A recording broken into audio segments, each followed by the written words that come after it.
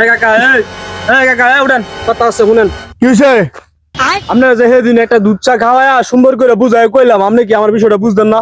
হ্যাঁ? আমি তো বুঝছি না, কাকা, আবার ক। আমার দেখে আমার কাছে মন ভয় না, আপনি এটা বুঝতেছেন না? হ্যাঁ? মানে কি করতাম কবি তো? আবার কই কি করতাম? আমি তো কাম করতে পারতেছি না, আমার তো মনে শান্তি নাই, আপনি বুঝতেছেন না কি লইগিয়া? আমার মনে শান্তিকে কিভাবে আইবো হেরে চিন্তা করেন, আমার তো মনে শান্তি নাই। মনে শান্তি হবে কি করলে এটা কবি তো? এটা কোন কথা কইলেন? হ্যাঁ, কি এই যে হয়েছে সামনে ক? শীতে পড়তেছে, আপনি বুঝতেছেন আর এত বড় খাটের মেঝে আমি একলা ঘুমাই, এত বড় খাটে কোন দরকার আছে একলা ঘুমাই মুখি? খাট বড় না হলে কাটটালা শুরু করলা।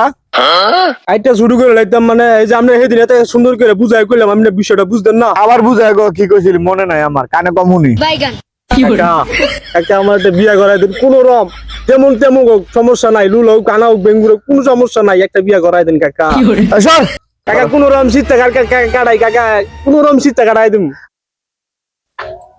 কিও চাচা আপনার আমরা তো সিল্লি কথা শুনি করে চাচা বাতি যায় কি সামনে গো কে বন্ধু কিছে চাচা লগে কিলে আলাপ করতেছ সামনে সিল্লাইয়া আর বন্ধু কইস না, এই যে সামনে শীতে পড়তেছে, আমার চাচার আমি কোনোভাবে বুঝাইতাম পারতেছি না, তুই কিছু একটা কষে।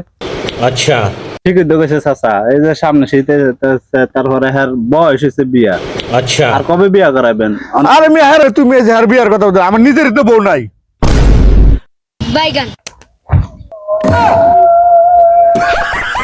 দেখছিস বন্ধু কামনা করছি কি?